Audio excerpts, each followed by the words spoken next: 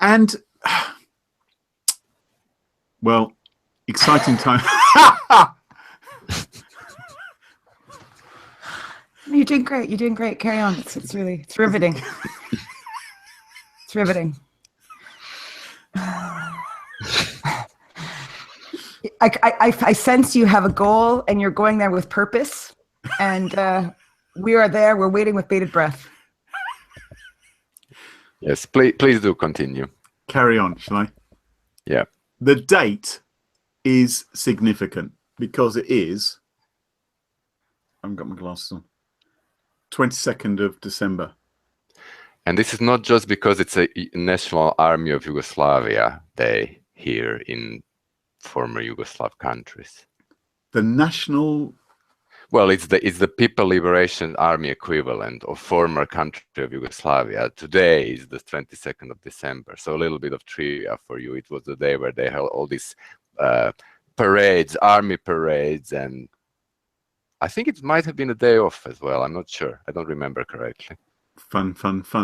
What was Christmas? What was Christmas like in the old days, Vanja? It was great. There was no Christmas. Yeah. Didn't have that to worry about. It was pretty cool. No, only the people who are really subversive who could celebrate Christmas. 2 minutes in, and we talk politics. Great. No. You had so-called on the New Year's Eve.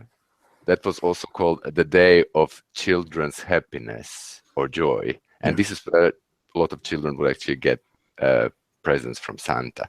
So forget about happiness for the children the other 364 days of the year. No, that was the only day. Yeah, it's the only one that's worth it. Yeah. But Christmas is just around the corner for you. 2 days away. Is it 2 days? 2 days. And something. Yeah. Oh, no, 3 days. Depending on your time zone. 3 days. when I say 2. What I really meant was to say 2 sleeps. 2 sleeps? Is it 2 sleeps? Mine starts on the 24th because I'm going off to the in-laws, you see. So that to me is like the big D-Day. That's D-Day. So your in-laws, are they technical? Are they nerdy? Will they be dreaming of a laptop Christmas? No, they are very, they know their way around, but I think there's always a few questions when we go down there as to how we can help them with any device, connectivity, security. The same as everybody. Anyone in our position will have this, right? Because that's what I had yesterday. I was at my in-laws yesterday, and my father-in-law has just bought himself a new laptop. He went to those nice people in PC World who made a recommendation to him, and he bought that. That was very nice. Yeah. And he's very pleased with it. And obviously he wants me to get it up and running. And so it was my job to install the browser that he prefers and to set up his bookmarks, because he has bookmarks on one computer, doesn't have bookmarks on the other, and how do I get here, and how do I open Word, and he's a little bit unusual in his requirements because he's obsessed with icons on the desktop and how the icons on the desktop are organized. Well, they take up too much memory, Vanja. I see. If you have too many icons on the desktop, that's eating up all the memory. So all of those have to be deleted. And but during the process of this, I said, well, he's on Gmail, right? And I said, what's your Gmail password? And I'll set you up so you can access your email. Oh, I don't know my Gmail password, he says. Mm-hmm. Because he's permanently logged in upstairs. And so I had to go through the process of saying, we've forgotten our Gmail password in order to get them to remind us. And Google... Quite an elaborate process. It was a little bit, yeah, because it wanted to phone us up and leave us a message or text us or something. And of course, the number which it had for him was from like 3 houses ago. And so that didn't work. Anyway, we got, and the same rigmarole with PayPal as well, and all of those other sites. And he told me, the other day, Graham, I got an email from Amazon telling me that I have to change my password. It's been compromised. And so I changed my password, and I'm going like, what have you done? And I assumed it was a phishing message, because that would be par for the course. So I went back through his email, and it turned out it was actually a legitimate email from Amazon. It hadn't been that he'd requested a password reset, but instead Amazon had obviously scooped up one of these big mega breaches and found that he used the same password because he uses the same password for everything. Right? Okay, how unusual do you think that is? Really? I don't think it's unusual at all. It's pretty. It's common. Probably the norm, isn't it? Really, if we were to count everyone who uses computers, because and even if you don't use the same password for everything, maybe you have a password like, I don't know, Fred or something, but then you make it Fred Amazon, Fred LinkedIn, Fred PayPal. Hey, don't tell them my scheme. But it's yeah. But you know why? If you don't know about digital password safes and everyone tells you don't write them down, what are you going to do? Yeah. You're either going to come up with your own little algorithm, or you're going to use one of a handful or one password across all of them. You know what? I'm going to, maybe this is wrong for me to say, but I kind of think maybe it's not so bad writing them down for some people. I just wrote a blog recently saying exactly that. Saying, if a person, because not everyone is au fait or can really grapple with the idea of online digital safes. I have tried with some people, and I'm not going to name them, but, they really it's a difficult concept to understand. And I just think, okay, get in a hard copy book, put it into your household safe. Don't worry about it. Yeah.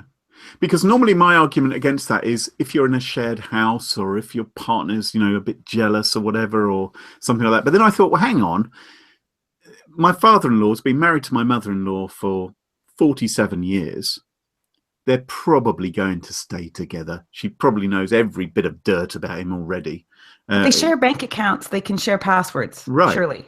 So maybe the only danger of writing it down is if there's a fire or if there's a burglary or something like that, and maybe it's not so bad. And having said all that, well, that's why you have to have your offsite backups too. Right.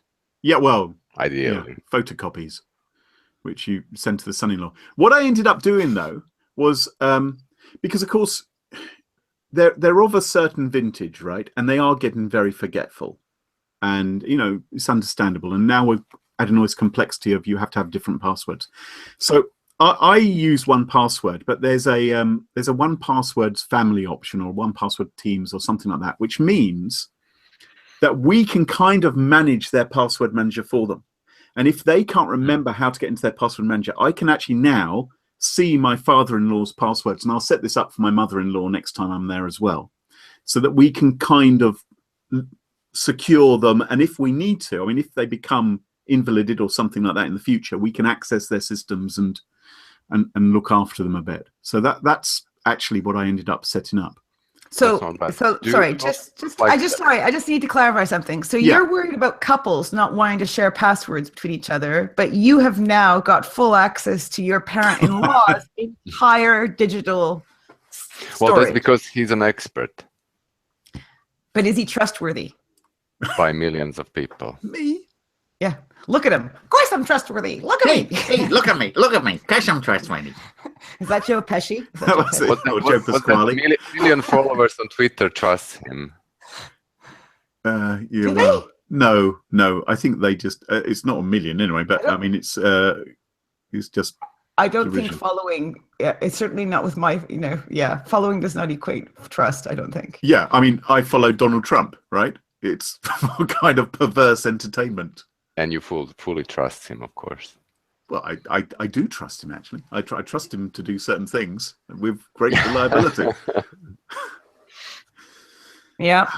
But have you also considered, now that you have control over their passwords, installing something like TeamViewer? Because like many people here in Croatia, even like they have like small businesses or homes, and they use TeamViewer and they connect the machines to help them, let's say, obviously opening another potential security. Well, like some scammer hasn't already installed TeamViewer on his previous laptop, that's why he's had to. Oh, that's what happened. Oh, cool. Well, no, that has happened. Was it the Microsoft support calling? That has happened in the past with him. It was really funny actually, because he's a very trusting guy. I mean, it's fantastic, you know, that there were these innocent times where you just trusted people, and he comes from this different age. And someone called him up and said, hello, it's Microsoft here, you've got a virus. And he didn't think, let's speak to my son-in-law who works in the antivirus industry and knows virus experts like Carole and Vanja. He doesn't think like that. He thinks, oh, this is fantastic, yes, please help me with my problem. But the problem was he was keeping his computer in his shed, in his cabin, as he likes to call it, down the bottom of the garden. And he couldn't find the key to that cabin for about 45 minutes. So this poor scammer must have thought it was a wind-up because he was looking everywhere. Oh, just hold on a minute. But he genuinely was looking for the key. And then he got too tired. Just as they were about to install the remote access program, he was like, oh, could you call back tomorrow? He says, I really need to have a lie down now. And so so there you go. You know, it's a good way to protect yourself. Good story. So how much of this kind of thing happens for you guys at Christmas? Do you get lumbered with stuff like that? Well, I'm lucky in that my brothers are also pretty tech savvy. So we get to we share the load, so to speak. Right. And sort out different family members on different devices. But yeah, of course we do it. Of course. Because I'm the trying case to that run away from those things as much as possible, because often is it like a ransomware problem where, hey, all my files are gone, but you're an expert, right? You'll help me retrieve them back. And I go, yeah. Okay, but the problem with that, though, right? It's a bit like my dad. When my dad's a doctor, right? A medical doctor. So we would be out at, like, say, I don't know, having dinner somewhere, and someone would like start choking or something, and he would basically go, shh, shut up, don't say a word, because all us kids would be like, hey, dad could be a hero, right? Dad, you know, go sort that out. You know, so yeah, Vanja, I think you should step up to the plate, don't you think? Carole, I always help, but I immediately start sweating because they expect you to solve the problem in like 5 minutes, and you go, wait a second, where is the escape key or whatever. Carole, have you ever considered that maybe your dad wasn't a doctor, and actually he's been lying to you all this time? He's actually an insurance salesman or something like that. And then when you get yourself into that situation of someone needing the Heimlich maneuver, he's hoping he went to extraordinary lengths to convince me that he was a doctor, as I did work in his office for about 2 years as a kid. So yeah. So I'm pretty sure. That's the way these lies escalate sometimes. Sometimes you've got to fake these things, right? I'm just my own experience. So Vanja, you're avoiding all of these kind of problems. I'm probably going to get quite lumbered with them, to be honest. But yeah, I mean, but obviously it's an opportunity for all of us in tech to sort of advise and maybe give some advice for the next year as to how people can avoid. I wish these we kind had of problems. some swelling moving music behind that as we started talking now. I'll hum. Yeah. Keep talking about how the industry should come together and improve I have a dream. Yeah, or maybe those of us in the industry know how painful it is to clean up after a mess has occurred.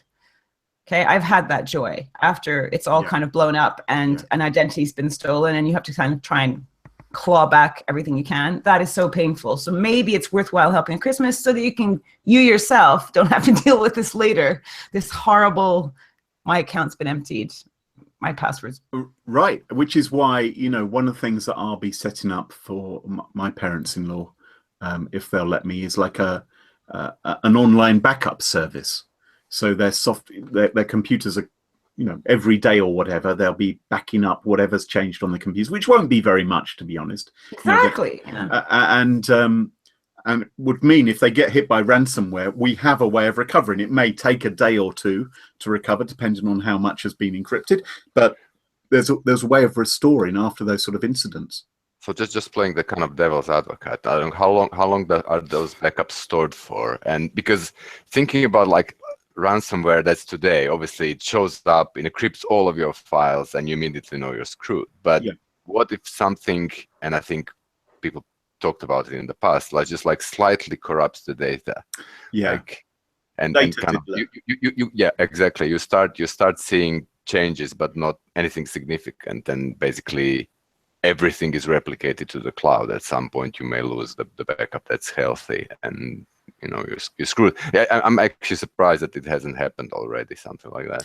Well, there are not enough people using those cloud Well, services. you know what? Probably. It used to. Isn't that what used to happen with old macro viruses? If you couldn't detect them, they would just sit there corrupting a document over and over again. So your saved versions for months on end, and you wouldn't have an actual, a virgin copy without corruption. Yeah, some did, and some did it in a very subtle way. For instance, there were Excel macro viruses, which would take one number from here and another one here, and just move them around. God, what a nightmare to clean that up. Well, the only way is if you go back far enough in your backups. Yeah. But then, how do you know which in that sort of situation is the right one? How do you know which one's safe and which one isn't? I think the online backup service I use, I guess I should know. I think it just keeps backups forever. I mean, hard disk space is fairly cheap. Whereas, so what I do is I back up to a local drive here in my I call it an office. And that happens at like 2 o'clock every morning, right? I just back up the entire drive, make it bootable so I can recover from that if I want to. But also constantly I have this thing backing up into the cloud as well, which is indefinite. It will take longer for me to recover that data, obviously, if I wanted to download everything. But I think I can go back as far as I like with that. You see, I have a problem with this online backups a bit, even like with online drives and things like Dropbox as well, is that actually if your internet connection is not good enough, like in Croatia on ADSL is not great still. So what I get is like 500 kilobyte uploads. To upload something like hundreds of gigabytes, it takes forever. Yeah. So it's not ready for all the kind of developing countries, let's say. No. Or in fact, New York. I don't know if everyone's ever used Wi-Fi in New York, but wow, it's not always fast. Fun. And if you're on like free Wi-Fi, or if you're in a hotel, sometimes it is diabolical, isn't it? Yeah. Yep.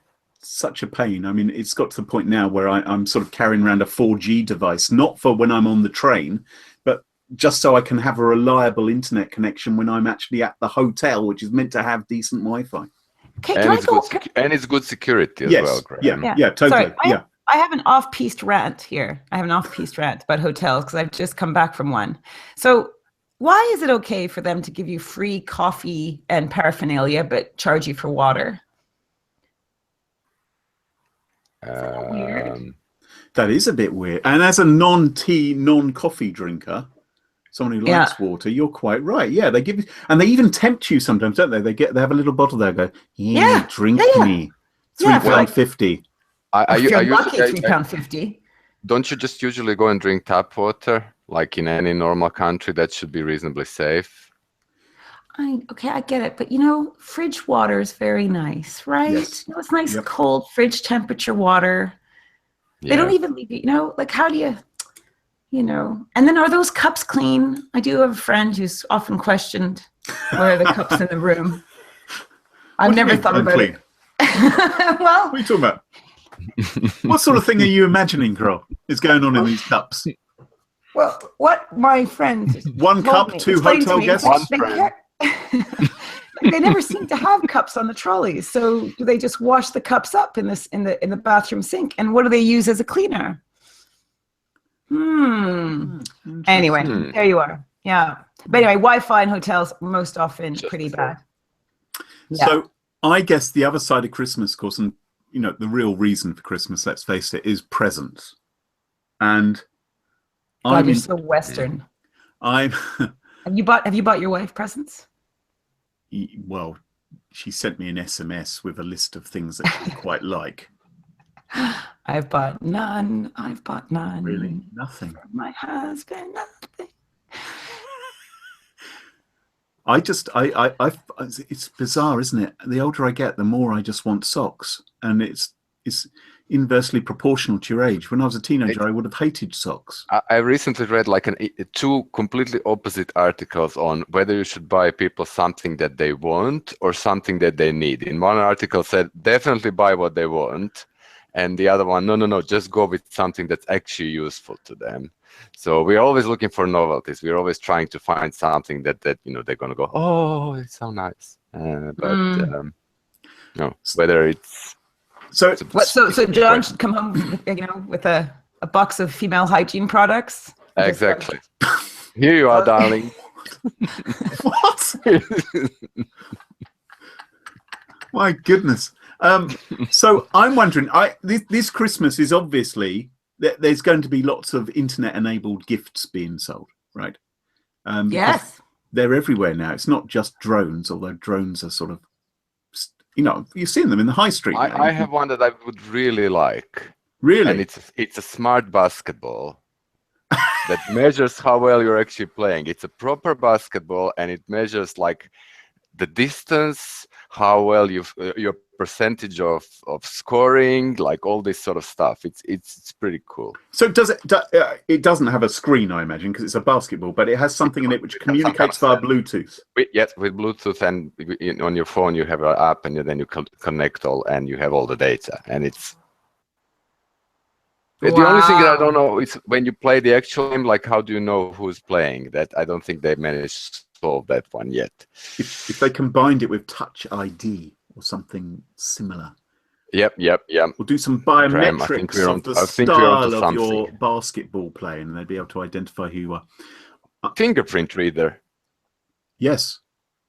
Mm-hmm. And then the NSA hack it, because you can't trust basketball players. Obviously. Someone told me the other day that the Harlem Globetrotters weren't a real basketball team, which shattered a lot of my dreams. Is that not the case? How could it say something like that, Graham? Apparently, it's all a stage act. That I don't think people. Yeah, things like they were just a bit of a, or shall we? They were the best players in the world.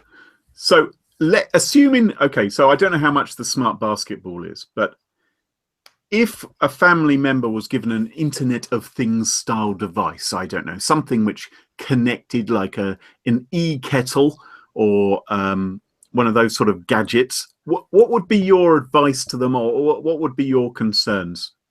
Tell them to send it back. I'd say. Yeah? Who needs an e-kettle? Who needs an e-kettle? But don't you think what about a kitchen scale that can actually tell you, like, multiply the amounts of things when you make a cake? So I want to make a cake for 4, this much, how you kind of immediately takes the kind of recipe from the internet, and it takes all the measures and then actually converts them to the amounts that you actually need. So that could be useful, but it still connects to the internet. There's still a CPU inside. So do you really need that kind of thing or not? That's a big question still.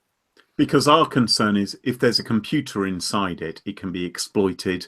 And we've seen attacks which have taken over like baby cameras and routers and CCTV and all kinds of other devices online where the computer gets hijacked and then you launch a denial of service attack, or in some cases, they've even cracked Wi-Fi passwords and things like that, haven't they?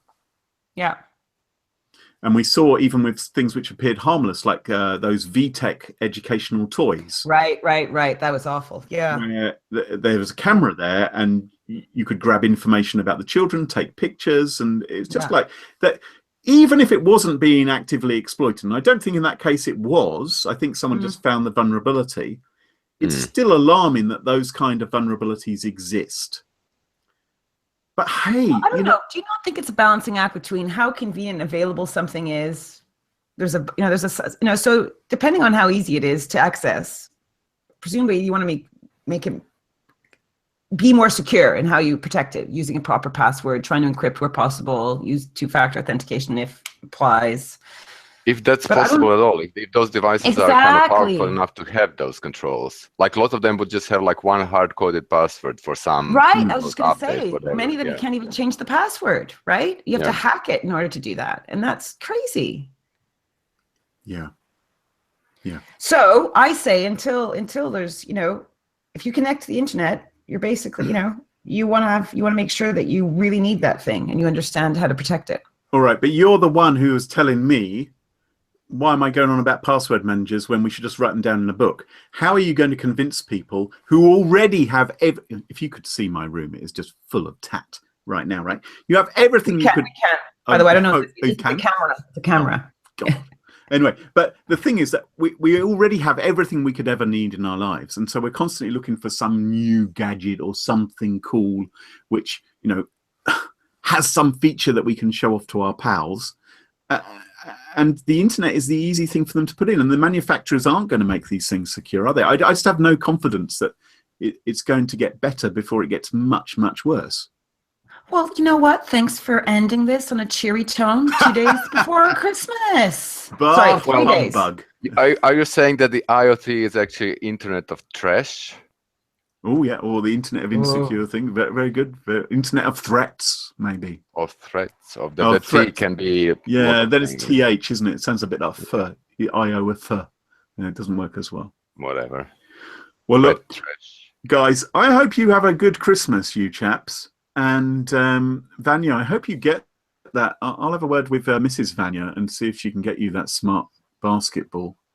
Sooner or later, we'll all have one. Yeah, it's going to happen, isn't it? I've got my eye on a very high-tech chessboard, which yeah, I'll send you a link privately and you can check it out and see what you think. But it's just ridiculous. In fact, it's so ridiculously expensive. I said to my wife, wait till a big birthday rather than now. I'll just stay with socks for now. And Carole, what are you hoping for? Honestly, nothing. I think just bottles, nice bottle of scotch. I feel like I'm inundated with stuff. Sense. I just want things that can actually be imbibed or ingested. That's you. That's you. We got the picture. We got it. All right. Well, I think it's been fun chatting to you guys as ever. Maybe we'll tune in again next week. If people enjoy this, leave a comment. If you've got a question you'd like to ask us about computer security or just wanted to be in on the conversation or disagreed violently with what we said, do send us a tweet or leave a comment. Our Twitter account is Smashing Security. Smashing without a G, because Twitter can't handle that many characters in a username. Crazy, I know. Smashing Security. But until next time, cheerio and thanks for watching. Bye-bye. Smashing.